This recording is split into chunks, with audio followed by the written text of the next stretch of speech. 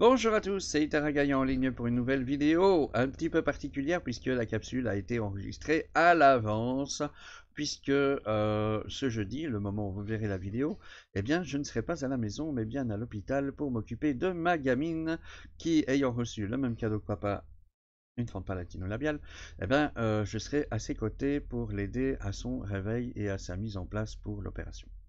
Donc le sujet aura été pris ce mercredi en rapport à ce que j'ai vécu et vu et fait ce mercredi. D'accord? Voilà. On commence. Le nucléaire, encore un sujet qui fâche. Alors il y a plusieurs camps dans le nucléaire, il y a les pour et les contre, les pros et les cons. Euh, j'ai envie de dire que moi je fais clairement partie de ceux qui sont contre, parce que j'ai appris à réfléchir. Et je vais essayer de vous faire part de mon ressenti pour qu'on puisse en parler mercredi qui arrive. Voilà. Alors, j'ai envie de dire qu'il y a 3 domaines dans le nucléaire déjà pour commencer. C'est le militaire, on va pas en parler parce que c'est une saloperie sans nom, ça ne devrait même pas exister.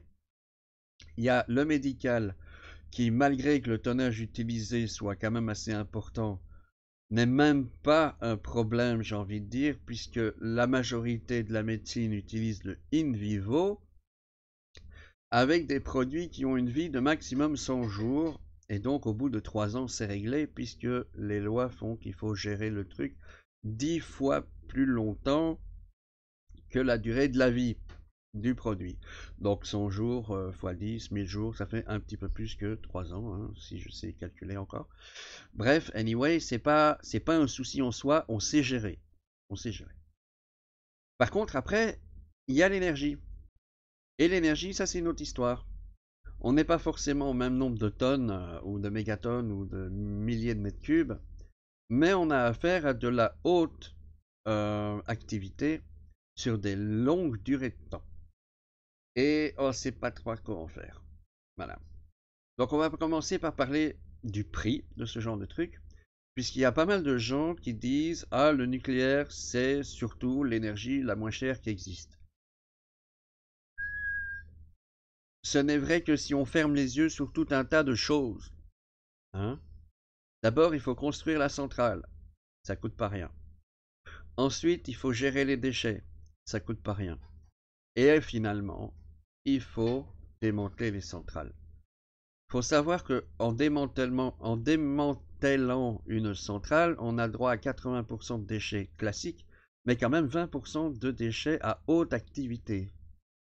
C'est pas rien. Et il faudra savoir gérer tout ça. Et tout ça, c'est un coût. Donc, on zappe tout de suite. Ce n'est pas l'énergie la moins chère, et loin de là. Mais c'est pas tout le problème. Hein. J'ai envie de dire, qu'est-ce qui se passe quand allez, au hasard, une éolienne se casse la figure. Elle est HS, elle tombe, pouf. Il y a une vilaine trace sur le sol, il y a peut-être une vache qui s'est fait démolir par les pales. Hein. Vas-y pour le hacher par entier. Et il y a peut-être, si on n'a vraiment pas de bol, 2-3 personnes qui sont électrocutées au passage. Et puis c'est tout, on n'en parle plus.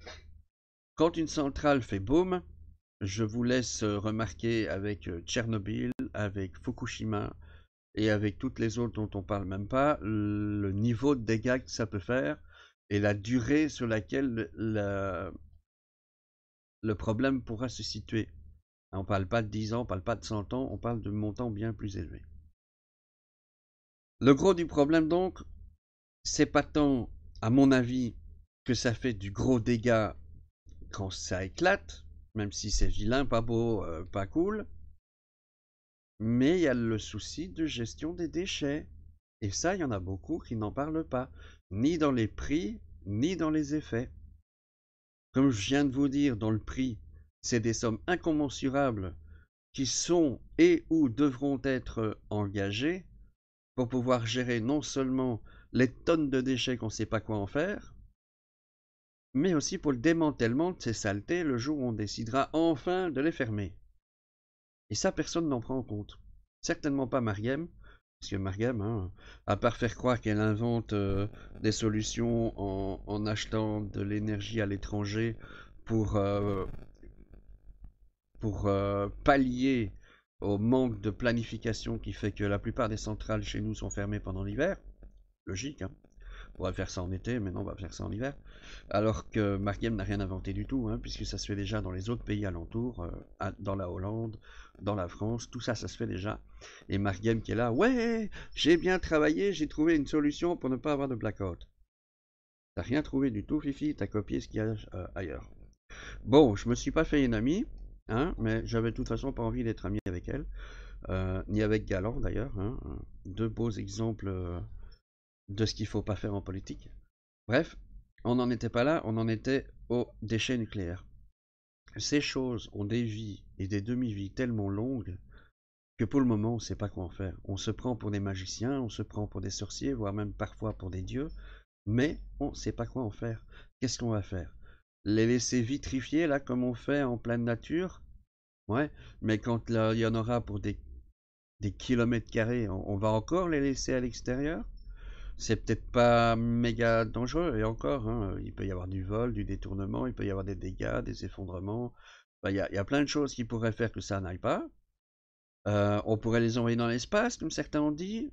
Et je vous rappellerai qu'en 2018, il y a déjà eu une fusée qui a explosé chez les Russes. Donc on est loin de maîtriser ça aussi. Je vous laisse imaginer une fusée chargée à bloc de déchets nucléaires qui fait boum en l'air. Au plus c'est haut, au plus ça se répand. Donc je vous dis pas les dégâts au sol. Ou alors, ce qu'on peut faire aussi, c'est comme les Russes ont fait pendant un moment, et à mon avis pas que les Russes, c'est balancer tout ça dans l'océan, dans des jolis fûts, en oubliant que le sel est extrêmement corrosif, en oubliant que la pression sous-marine est nettement supérieure à celle de la surface, et que c'est pas parce qu'on ne le voit pas et que c'est au fond que ça ne fera pas de dégâts.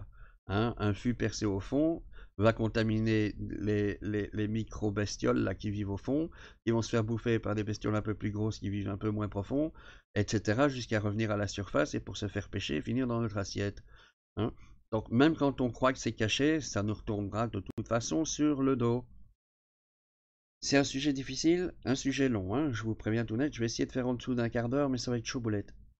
Donc, on résume, la guerre, on n'en parle pas, le médical, on n'en parle pas, mais rien que l'énergie est déjà problématique, non seulement dans le faux prix, mais aussi dans la gestion des déchets.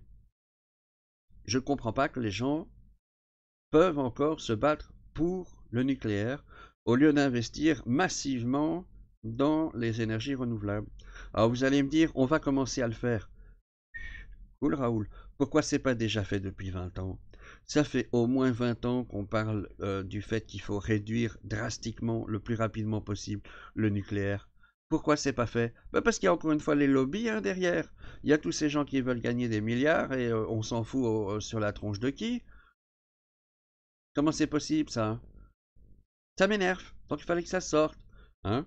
Quand on entend Marghem dire oui, mais il faut au moins 5 ans pour qu'une une nouvelle une nouvelle centrale électrique sorte du sol, pas nucléaire, hein, une autre, genre éolien, marémoteur.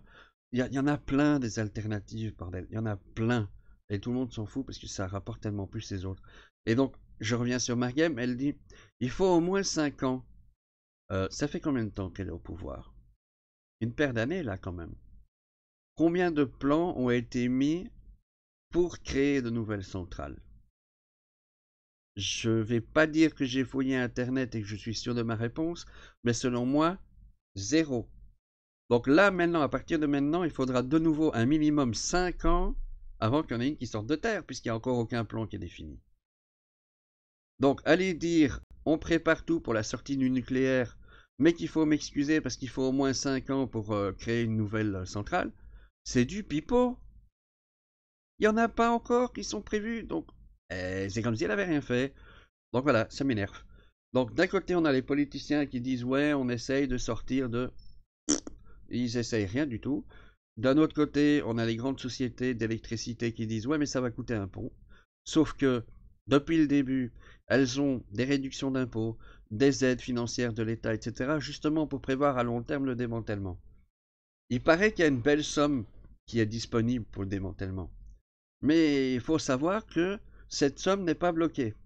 Dès qu'ils ont mis l'argent dans le fonds de démantèlement, Ils peuvent réutiliser l'argent pour faire autre chose parce que ça serait trop con de laisser ce capital dormir puisqu'il rapporte rien. Ouais.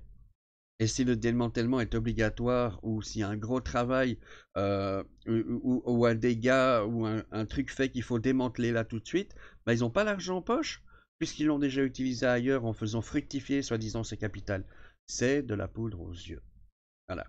Donc l'énergie nucléaire, là, hein, il faut s'en séparer au plus vite.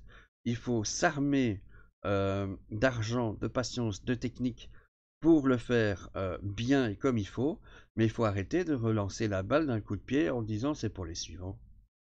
Hein. En Belgique, normalement, on est déjà à la date où le démantèlement devait commencer. L'Allemagne, au moins, il commence. Je me demande même s'ils ne sont pas sur le point de terminer bientôt. Il y a d'autres pays qui le font. Pourquoi la Belgique ne le fait pas?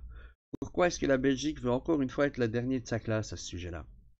La France, c'est pas mieux. Ils pensent même encore construire de nouvelles centrales.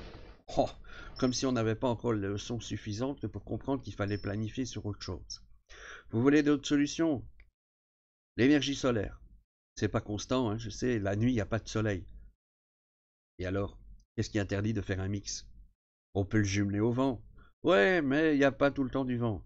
Déjà, il faut trouver le moment où il n'y a ni vent ni soleil. Ça commence à être chaud. Mais c'est pas tout. Il y a l'énergie marémotrice. Et ça ne dit pas que ça s'arrête. Hein. Ah non, il y a tout le temps la lune qui fait que la marée monte et descend. Il y a les courants d'eau, les barrages. Il y a la géothermie qui est constante aussi.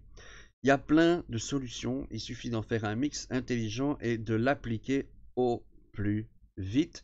Et arrêter de dire les autres vont le faire parce que de toute façon ça prend au moins 5 ans pour commencer à le faire. Commencez maintenant. Hein? Si on a trop d'énergie pendant un moment, c'est pas grave. Si on arrête d'abord le nucléaire et qu'on commence après, c'est con. D'accord? Parce que là, on va avoir des chutes, des manques, des trous. Comment ils appellent ça déjà? Le blackout. C'est débile. Ils veulent pas. Ils nous mettent des œillères. Ils se mettent des œillères, ils font croire qu'on est idiot et que si on continue avec le même sujet politique, eh ben, on va pouvoir encore les faire durer longtemps. Mais jusqu'à quand? Je vous rappelle que Tihange est sur une faille tectonique. Ah ouais, en Belgique, il n'y a pas beaucoup de tremblements de terre, mais la faille, elle est là quand même. Je vous rappelle que le plafond de nos centrales commence à s'effriter. Ah ouais, et ils sont tellement malins que quand il faut faire les réparations, ils font ça en hiver. Je dis ça, je dis rien. Le plafond s'est pas effrité d'un coup, comme ça, d'un seul. S'ils avaient fait leur devoir d'enquête et d'analyse et d'entretien, ils l'auraient vu facilement, largement avant. Donc, tout le monde se met la tête dans le sable. Tout le monde dit, après tout, c'est pas si dangereux que ça. Hein. Tout le monde oublie les déchets nucléaires qui s'entassent et qui s'entassent et qui s'entassent. Et donc, tout le monde continue sur la même route. Quand est-ce qu'ils vont comprendre que la limite a été déjà franchie? Hein? La pollution, c'est pas que le plastique, c'est aussi le nucléaire. Et depuis 73 pour les Français, 73 en Belgique, on nous dit il faut lever le pied, les gars. Et ils veulent encore en France mettre des EPR et des autres trucs comme ça? On va où là? Bref, ça m'énerve à un tel point que tôt ou tard il fallait que ça sorte. J'aimerais qu'on en parle mercredi qui arrive. Est-ce que vous avez des solutions? Est-ce que vous avez des idées? Est-ce que vous êtes pour le nucléaire malgré ce que je viens de dire? Et surtout pourquoi? Hein? Venez pas me balancer l'histoire du prix, hein, je viens de le démonter là. Mais bon, si vous avez des arguments, venez, on peut en discuter. Et puis ça animera le live de mercredi. Je vous laisse, bonne journée à tous et à bientôt. Ciao.